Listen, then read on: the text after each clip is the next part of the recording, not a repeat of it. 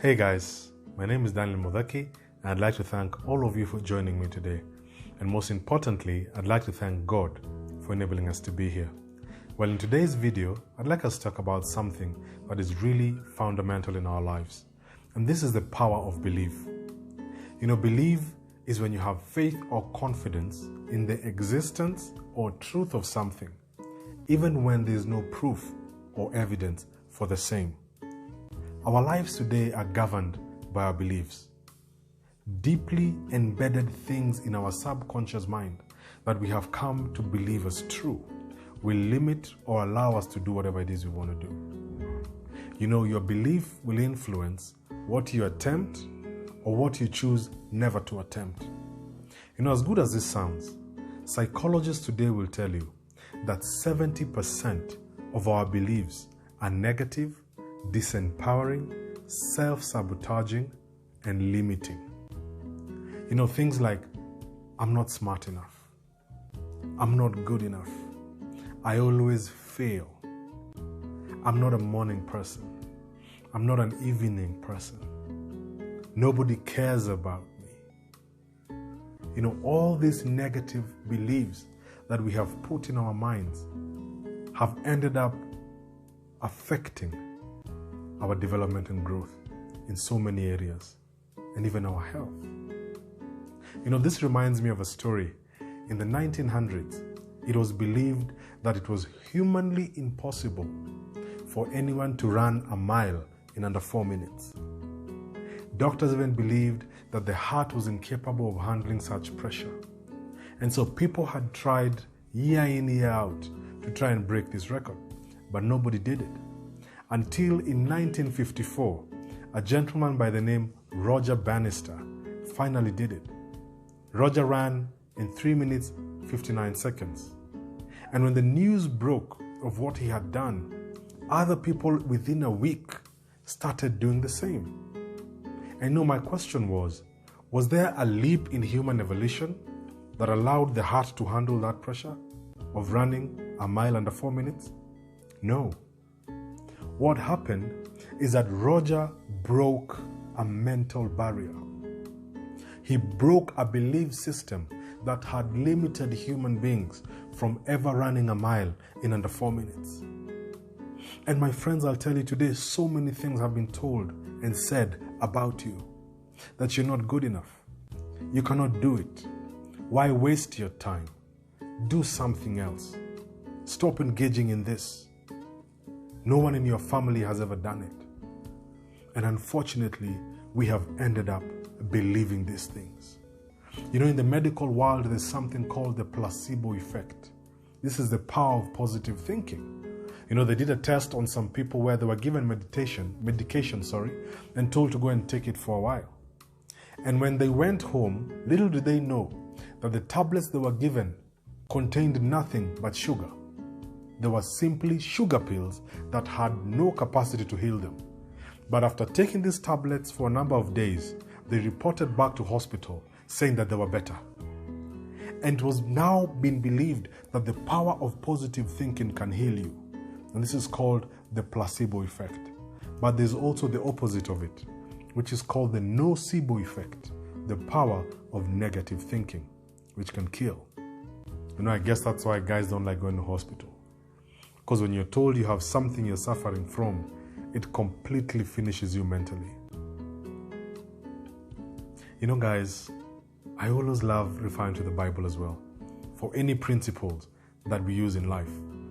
And in the issue of belief, Jesus Christ utilized this principle to the letter.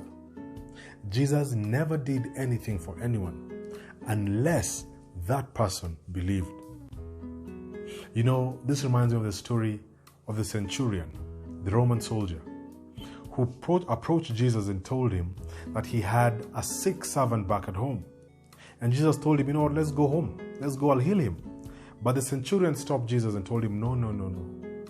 You're not even worth coming to my house. Okay? I'm not worthy to have you in my house. I am a man of authority, said the centurion. And when I speak to my soldiers, they listen. When I give orders, they are obeyed and followed. And so Jesus, you too are a man of authority. So all you need to do is speak from here. Speak that my servant is healed, and he will be healed.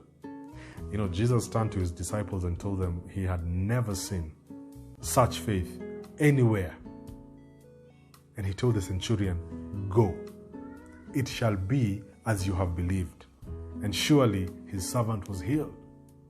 You know, Jesus also was walking with the disciples at some point, and he came across a fig tree. And when he went to it, hoping to get fruit, it didn't have any fruit.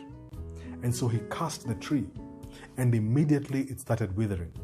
And the disciples were shocked and wondered, wow, how can you do this? You know, and Jesus told them, don't worry about this. If you believe, you can do greater things than I'm doing. If you believe, you can say to that mountain, move and go throw yourself into the sea, and it will. He told them, if you believe, you will receive whatever you ask for in prayer. Jesus did everything expecting you to believe. You know, this other story is so amazing because it is the story of the woman who had been bleeding for 12 years. This woman had been sick. Nobody would have healed her. Until one day, in a crowded place, she went and touched Jesus' cloth. And you know, Jesus stopped and asked his disciples, somebody has touched me. You know, I'm sure he was surrounded by hundreds of people. And so the disciples were like, this place is full of people. Anybody would have touched you. And he said, no, someone has touched me because I have felt some energy go away from me. And finally that lady came up and said, it is I who has touched you. And when Jesus Christ asked her why she did it, she said that she believed that only if she touched the hem of his garment, she would be healed. And Jesus Christ told her, my daughter, go, and your belief has made you well. Jesus Christ did everything only if the recipient believed.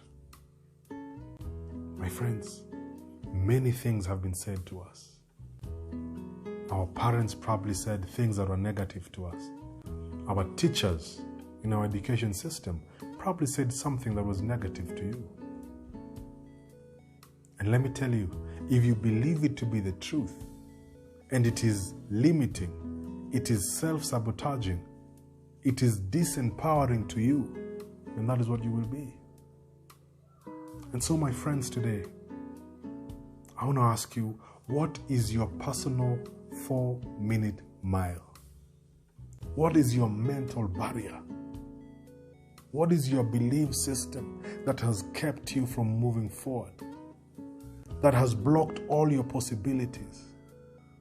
You know, the other day I was talking to a friend of mine, very good friend of mine, and she was telling me that she's going through a self-assessment journey because she realized that she was her number one enemy. Everything in her mind was disempowering to her, self-sabotaging. If anybody told her she's doing a good job, she doubted it. If anybody told her she looks good, she doubts it. And so now she's working on trying to change these beliefs. Because, my friends, let me tell you, if you change the negative beliefs in your life, then you are en route to becoming what it is you're meant to become. Whatever you believe you are, you are. And so, my friends, assess your lives. Think about it. What are these negative beliefs that were embedded in you? And they are limiting.